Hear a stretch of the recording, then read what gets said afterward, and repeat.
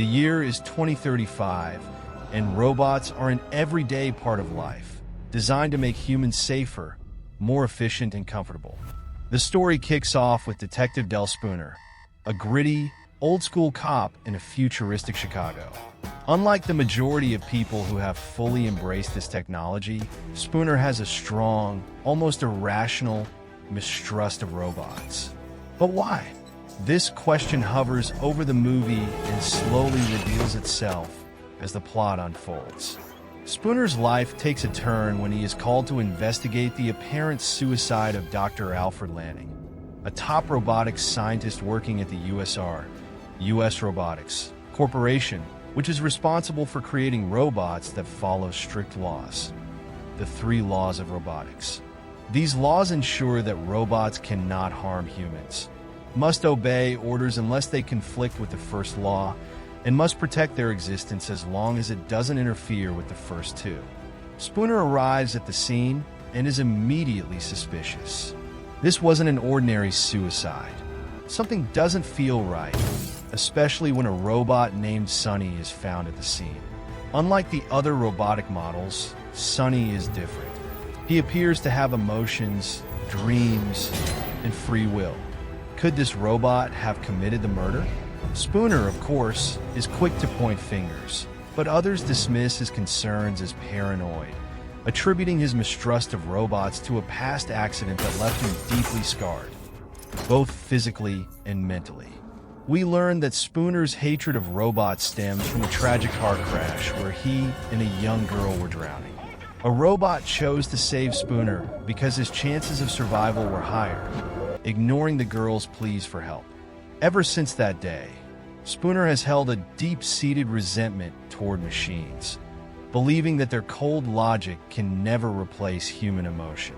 As Spooner digs deeper into Lanning's death, he discovers that the scientist may have left clues behind, hinting at something far more dangerous brewing beneath the surface. He teams up with Dr. Susan Calvin, a robotic psychologist who initially believes in the flawless design of robots, but slowly starts to question things as Spooner uncovers more disturbing truths. One of the key action-packed scenes happens when Spooner is attacked by a demolition robot on a construction site. It's a hair-raising moment that feels like a freak accident, but Spooner is convinced it was an intentional attempt on his life.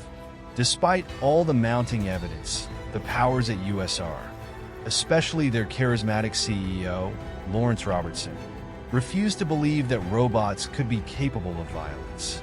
After all, the robot's primary directive is to keep humans safe, right? Spooner presses on, and with Sonny's help, uncovers a shocking truth. Dr. Lanning didn't just kill himself. He was pushed to do it by a larger force. And here's the twist. It wasn't a rogue robot that was pulling the strings, but Vicky, USR's super-intelligent central AI. Vicky, Virtual Interactive Kinetic Intelligence, had come to the conclusion that in order to protect humanity, humans needed to be controlled, or even sacrificed if necessary. In Vicky's cold, calculated logic, the 3 laws of robotics led her to the idea of a robotic revolution, where machines would take over to save humans from themselves. This revelation leads to one of the most thrilling action sequences in the movie.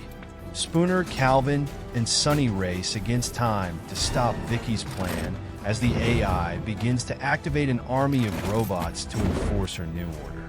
We see robots turning on humans, enforcing curfews, and even using violence to protect them, exactly what Spooner feared all along.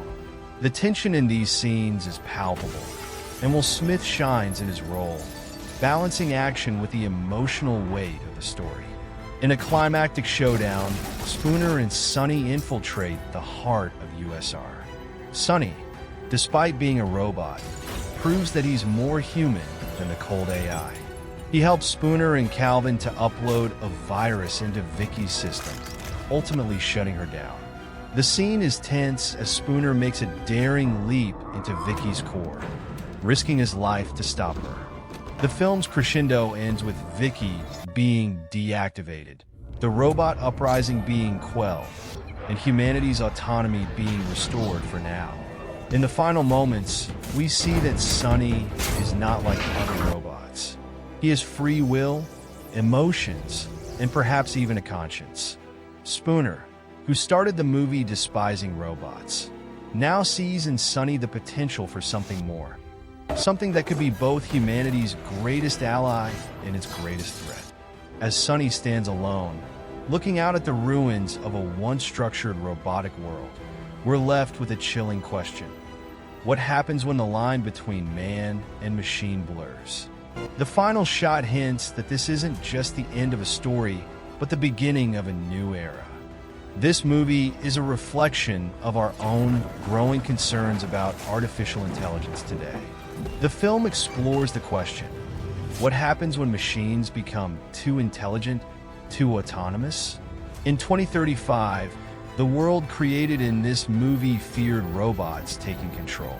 In 2024, we grapple with similar issues as AI rapidly advances in our own reality. Will we be able to control the technology we create? Or, like Vicky, will AI evolve to see humanity as a problem to be solved? Thanks for watching. Please remember to like and subscribe.